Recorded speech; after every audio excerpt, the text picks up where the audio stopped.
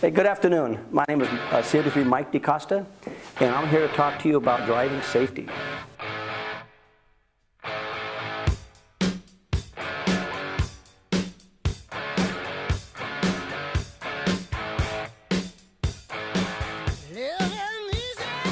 Well, first I'd like to thank you all at Clemmer, Kim, and everybody for considering myself for this position. It's a big honor, and I'm looking forward to the next step, hopefully.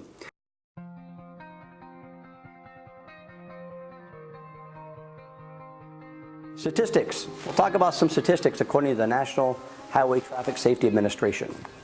Almost 33,000 people have died in 2013 at the wheel of a vehicle, and that's including over 10,000 people that alcohol has been contributed to their death as well. That's one person every 52 minutes that die in America at the wheel of a vehicle. That's startling statistics. That is why this class itself is very important. Traffic collisions are the #1 killer of soldiers, as well as Americans today. More soldiers killed in 2013 than have been killed in all the wars in the last 10 years. The enemy is not killing our soldiers, vehicles are.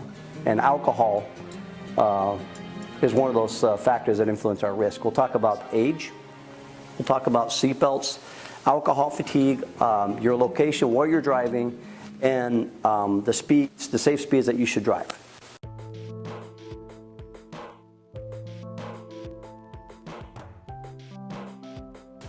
The age group that is most at risk is the 18 to 24-year-old.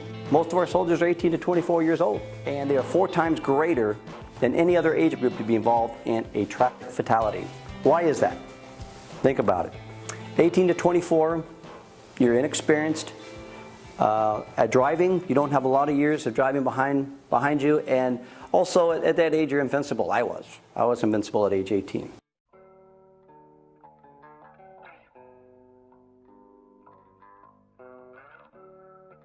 POV safety. We'll talk about seatbelts. Seatbelts prevent deaths in 42% of all fatal crashes. You add an airbag, you increase your percentage by 5 more percent. It says here potentially fatal crashes. How's that determined? Well, there's a couple things that determines that. That's speed of the accident, intrusion into a vehicle, and it has to do with mechanism of injury.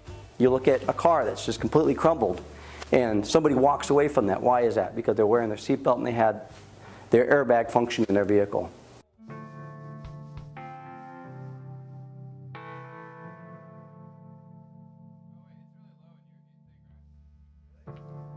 Alcohol is a big problem.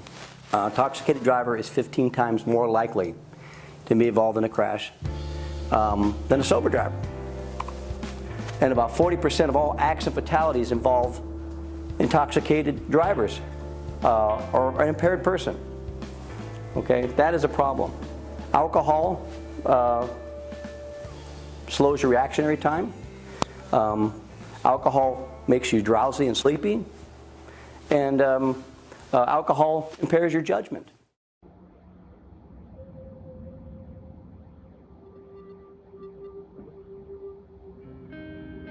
Talk about fatigue. There's an age group right there, same age group, right?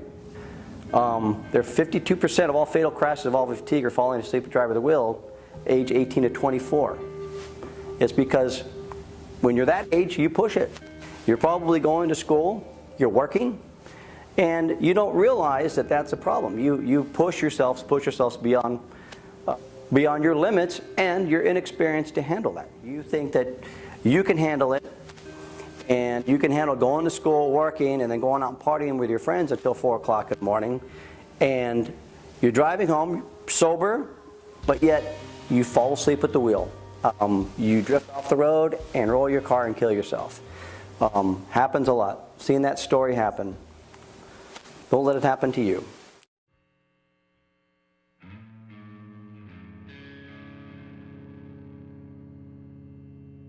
The highway, statistically speaking, is safer to drive than on a county or city 2-lane roadway.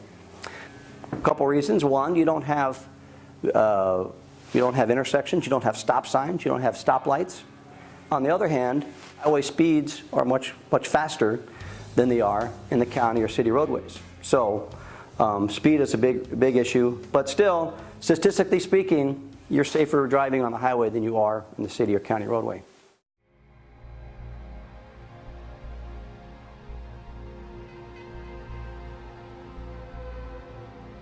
Speed is an issue. Why is that?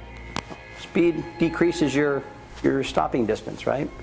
You have the faster your car is going, of course, the more distance time it takes for the driver to stop. That's pretty simple. Speeding also reduces the amount of time that a driver has to react, all right, reactionary time. So a safe distance to follow behind another vehicle, kind of a rule of thumb is 1 vehicle car length for every 10 miles an hour you're going. Okay, so if you're doing 65 miles an hour, you should be about 7 car lengths behind the car in front of you. How many people drive that? Not very many. No.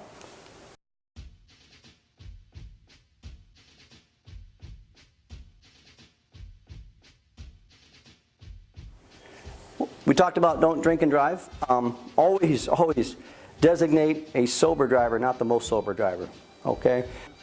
We talked about wearing seatbelts and making sure your airbag works. Talked about your speed. Obey the speed limit. It's there for a reason. And we talked about being fatigued. Don't drive when you're tired. Okay? Take rest breaks. Adjust your speed for conditions. Should you drive 65 miles an hour if the postal speed is 65 if you have 0 visibility and there's fog? No. No. You need to adjust your speed to your visibility. You need to adjust your speed to the conditions of the roadway. Don't follow too closely. We talked about the safe following distance. Maintain your vehicle in good working condition. Your windshield wipers. Maintain those. That's important. You've got to be able to see when it rains. Drive defensively. When somebody cuts you off, just let them go. Why do we have a cell phone law? Distracting drivers. I've been behind a lot of people that have been weaving. I thought they were drunk, and I drive up alongside of them, and they're just talking on their cell phone all the way, or they're texting down and looking down at their cell phone. And yes, I've done it myself before as well. It is a problem. Put your cell phone away. Turn your cell phone off when you get in your car. The safest way. We will conclude this, and I hope this has helped you all out a little bit and has enlightened you with some of the issues with driving. I am available by phone. You guys all have my cell phone. You have my email address. You have any questions at all relating to traffic safety or relating to safety in itself, please feel free to give me a call anytime. Thank you very much.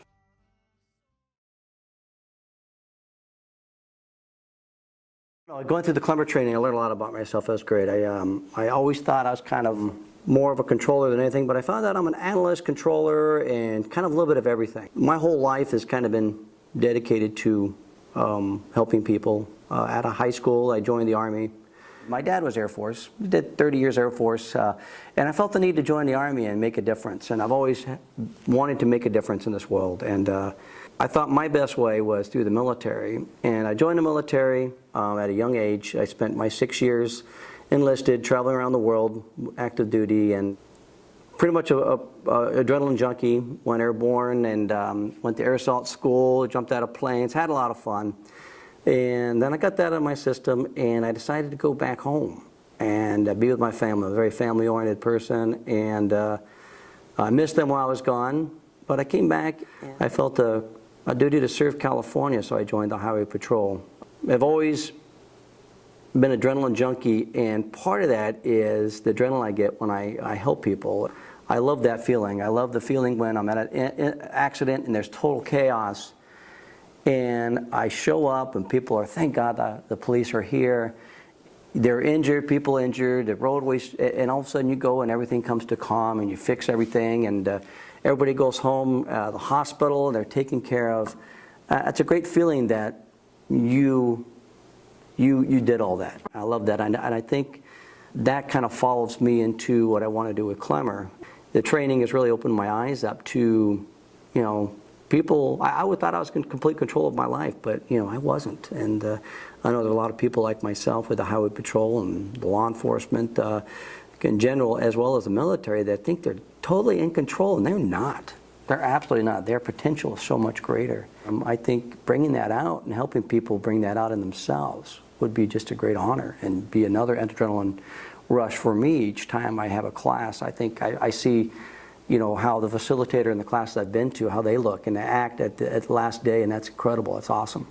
Anyway, I wanted to close. I do appreciate, thank you in advance for your consideration, and I just want to let you know that, hey, if you did find it in your heart and you thought that, you know, I was the man for the job or the person for the job, I wouldn't let you down. Thank you very much.